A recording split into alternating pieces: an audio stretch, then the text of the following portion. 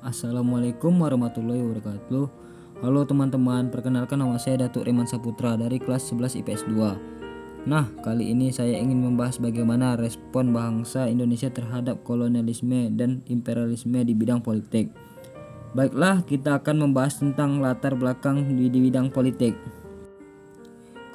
Kolonialisme serta imperialisme telah lama dilakukan oleh bangsa Eropa, bahkan sejak abad ke-15 di seluruh dunia, hingga pada akhirnya masuk ke Nusantara. Pada saat itu latar belakang bangsa Eropa masuk ke Nusantara memiliki beberapa sebab, seperti jatuhnya Konstantinopel di bagian Laut Tengah oleh kekuasaan Turki Utsmani tahun 1453, merosotnya perekonomian dan bahkan perdagangan bangsa Eropa hingga terjadinya revolusi industri. Perlu diketahui bahwa kolonialisme serta imperialisme modern ini muncul setelah terjadinya revolusi industri dengan tujuan untuk dapat mengembangkan perekonomian bangsa Eropa. Revolusi industri yang membuat samudra demi mencari sumber daya negara lain. Di samping itu, meskipun ternyata juga dilakukan untuk menjalani semangat perang salib. Baiklah, kita akan masuk di organisasi pergerakan nasional. 1. Budi Utomo. Budi Utomo merupakan organisasi pergerakan nasional yang diperoleh oleh mahasiswa Sofia School of Opleiding van Indriches Agnes atau Sekolah Kedokteran Pribumi, dibentuk pada 20 Mei 1908 oleh Wahidin Sudiro Husodo Gunawan Mangkunekusumo yang dianggap sebagai awal kebangkitan nasional. Pada mulanya tujuan Budi Utomo tertulis secara samar-samar, yaitu kemajuan bagi Hindia. Organisasi ini mengadakan kongres pertama di Yogyakarta pada bulan Oktober 1908. Dalam kongres itu diputuskan sebagai berikut. A. Budi Utomo tidak ikut mengadakan kegiatan politik. B. Kegiatan Budi Utomo ditunjukkan kepada bidang pendidikan dan kebudayaan. C. Ruang gerak terbatas pada daerah Jawa dan Madura. 2. Perhimpunan Indonesia. Perhimpunan Indonesia atau disebut PI didirikan pada tahun 1908 di Den Haag, Belanda. Pada mulanya insiden Verenigd. Tokoh pendiri PI adalah mahasiswa Indonesia yang belajar di Belanda, antara lain Sultan Kayangan dan R.M. Noto Suroto. Pada awalnya organisasi ini hanya berupa organisasi sosial untuk mengurus kepentingan bersama orang-orang Indonesia di perantauan. Organisasi ini semakin berkembang dengan kedatangan tokoh-tokoh tiga serangkai pendiri Indengzik Partik yang sedang menjalani hukuman buang di negara Belanda. Aktifkan politik PI semakin meningkat sejak bergabungnya Ahmad Subarjo dan Muhammad Hatta ke dalam tubuh PI. Berikut gambar Noto Suroto yang salah satu seorang pendiri Perhimpunan Indonesia. Nah, untuk mendapatkan dukungan internasional, maka PI ikut aktif dalam kegiatan-kegiatan organisasi internasional menentang penjajahan seperti A. Liga Penentang Imperialisme dan Penindasan Kolonial. B. Liga Demokrasi Internasional. C. Kongres Wanita Internasional. D. Mengadakan hubungan dengan komunisme internasional. 3. Serikat Islam. Serikat Islam atau disebut SI pada mulanya bernama Serikat Dagang Islam SDI, didirikan pada tahun 1911 oleh Haji Mahfudi, seorang pengusaha batik dari Kampung Laweyan, Solo. Dalam akta notaris disebutkan bahwa tujuan SI adalah sebagai berikut.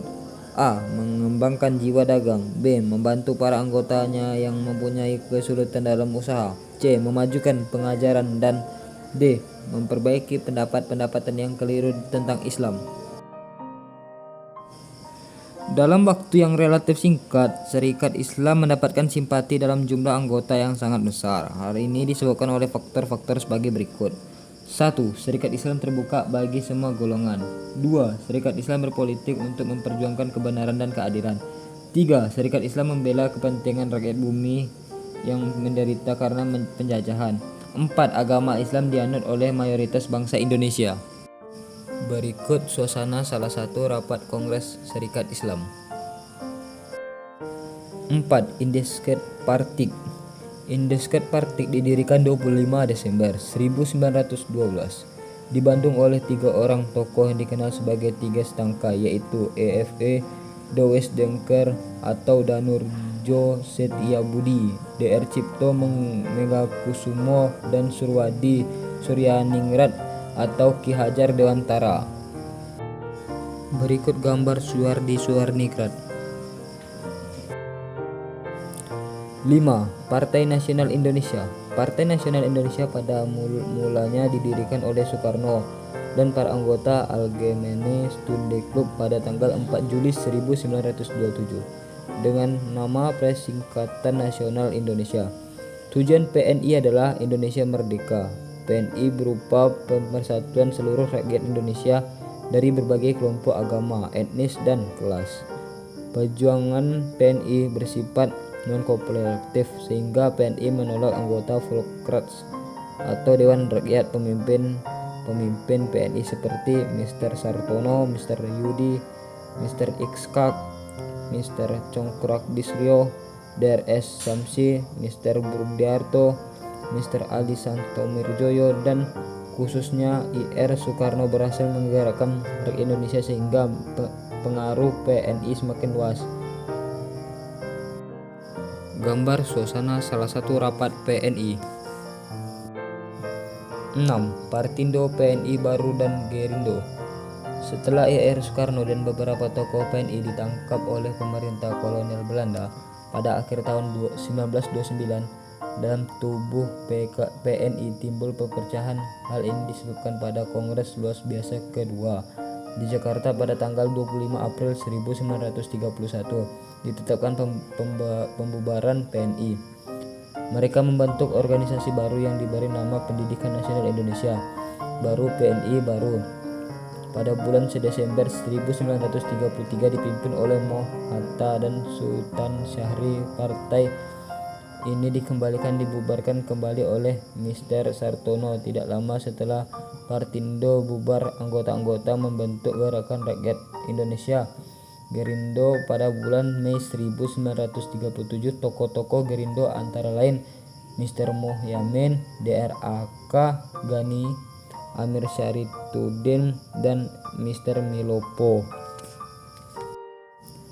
Berikut gambar Mr. Sartono. 7. Parindara. Parindara dibentuk pada tanggal 26 Desember 1935. Dr. Sutono dipilih sebagai ketua Parindra dan Surabaya sebagai pusatnya. Perjuangan Parindra di dalam Volksraad berlangsung sampai akhir penjajahan Belanda di Indonesia. Tokoh Parindra yang terkenal sangat gigih perjuangan dalam Kongres adalah M.H. Tamrin. Parindra juga menjadi pelopor utama terbentuknya Gabungan Politik Indonesia GAPI dengan tuntunan Indonesia Berpartemen. Kesimpulan, dengan demikian respon bangsa Indonesia dalam bidang politik terhadap imperialisme dan kolonialisme adalah menolak dengan tegasnya, yang dibuktikan dengan bersatunya para pemuda berpendidikan berbagai latar belakang organisasi.